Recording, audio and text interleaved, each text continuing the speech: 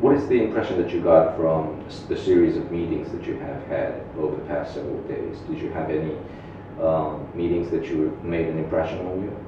There was the cumulative impact of all the meetings put together.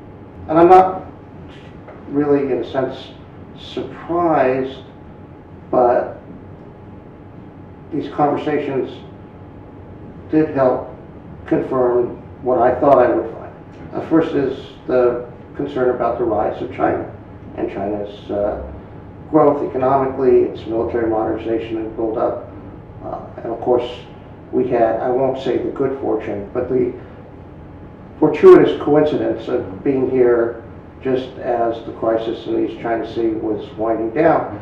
So obviously people's minds were very focused by just this event on what is China up to, what are their aspirations, what is the future of the balance of power in East Asia with a country that seems increasingly confident of its own rising power. I think the thing that maybe I was a little surprised about, maybe it's naivete on my part that I was sort of surprised, is I did not have a sense that any of my interlocutors really believe that the U.S. is in a true decline.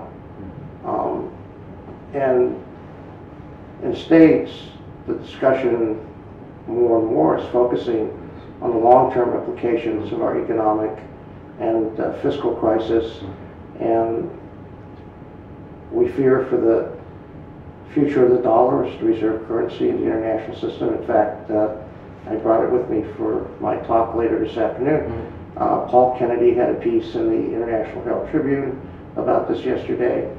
And I understand that the U.S.-Japan relationship has been the pillar of Japan's foreign and strategic policy really since the early 1950s. And I understand why no one wants to really come to terms with the question of whether the U.S. is still going to be able to play the same role in East Asia 20 years from now that people in Tokyo have become accustomed to the United States playing. I think there are people in the States, in the policy community, who feel similarly. They're not really ready to face the question of decline.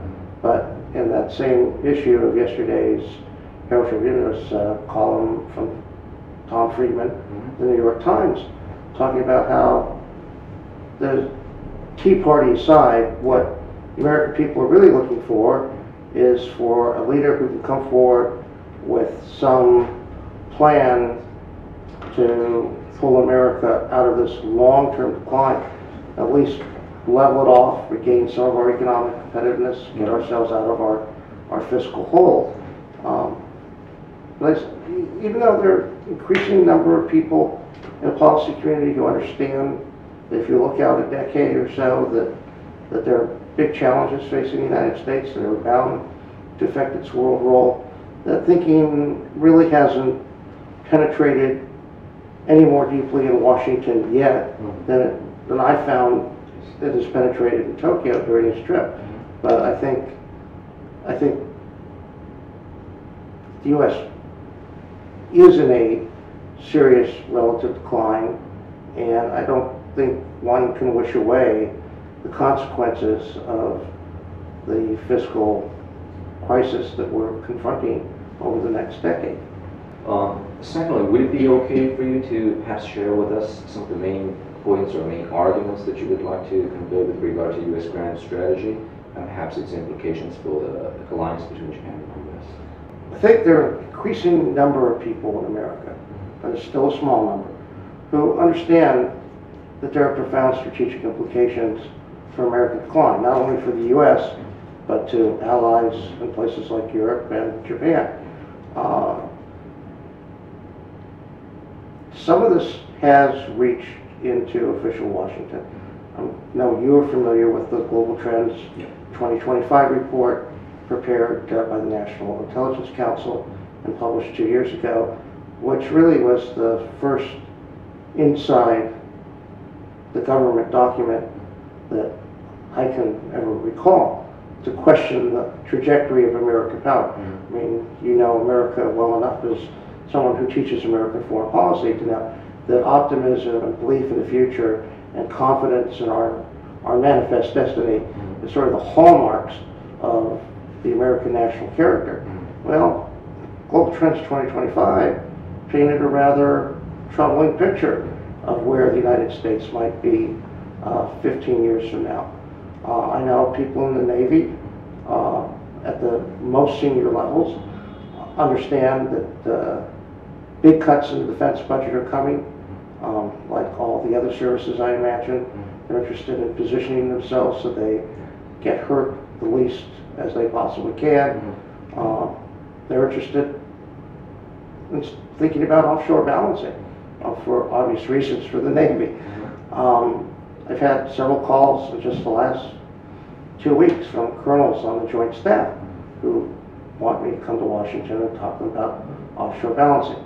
So you take that, you take the Joint Operating Environment report that's published annually by the Joint Forces Command, the version that came out this past July.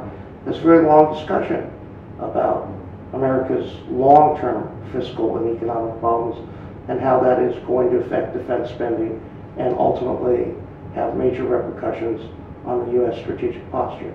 So I suppose my message to people in Japan who think about strategy is you need to at least accept the possibility that the U.S. decline is real and that there will be, over time, profound transformations in American strategy, and that the U.S. role in the far Western Pacific or Northeast Asia will be scaled back. And obviously that is going to affect how Japan and other states plan for their long-term security. I mean, it is sort of an unfortunate juxtaposition that America is in relative decline, just as China seems to be ascending rather rapidly. And I understand that presents some interesting conundrums for people who live in this region. Which actually leads in very nicely to the third question, which is about our project. And one of the big questions that we're trying to deal with is how do we manage the rise of China when the United States might be facing a major retrenchment, strategic retrenchment, and also Japan, it doesn't really have a bright future in terms of power because it's also having demographic issues and rising social security expenditures putting pressure on defense expenditure as well. So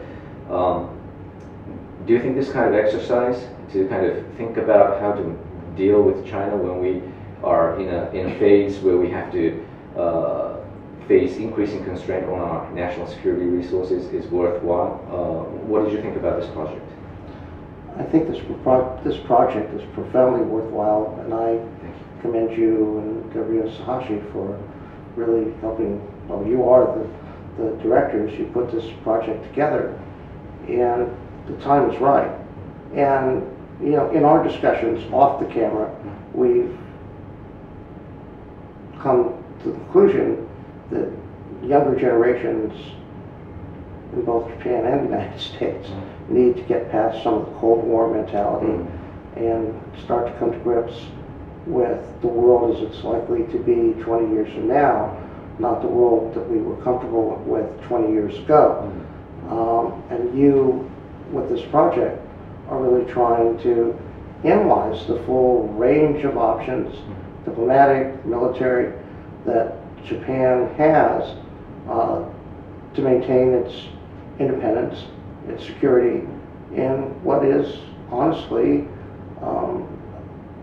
probably a somewhat deteriorating overall environment. So I commend you very much, and of course I think that what I'm looking forward to, and I suppose you are as well, is to see the reaction that you get in official circles. Yes. I suspect that what people say publicly about this report may not be as revealing as what they say to you privately. So I'd be very interested in knowing what the off-the-record comments are, but I think the time has come to shake up people's thinking and to make them question their fundamental assumptions about how the world works, what America's role in the world is, and ask themselves some hard questions. I mean, you know, for Americans, it's not easy to talk about decline. We've been the leading power in the world for over 100 years. I think we like that role very much. Yes. And I think we're very loath to even admit that someone could take it away from us. But we know for a fact that one day in the next 10 or 15 years, we're going to wake up in the States and pick up our newspapers or turn on our televisions, and the headline is going to be, China passes U.S. as world's #1 economy, which isn't just an economic fact. It will be something that has profound geostrategic implications, and not only for us, but also for Japan. So again, I think your project is the right project at the right time, and I would hope that in the States there would be some impetus to do some similar rethinking. And I also hope, candidly, that this project will lead to more collaboration among security studies scholars in Japan and the US and other parts of Asia in terms of thinking about how you change the security environment in Asia in a positive way, given what are some pretty negative trends. Yes. Thank you very much.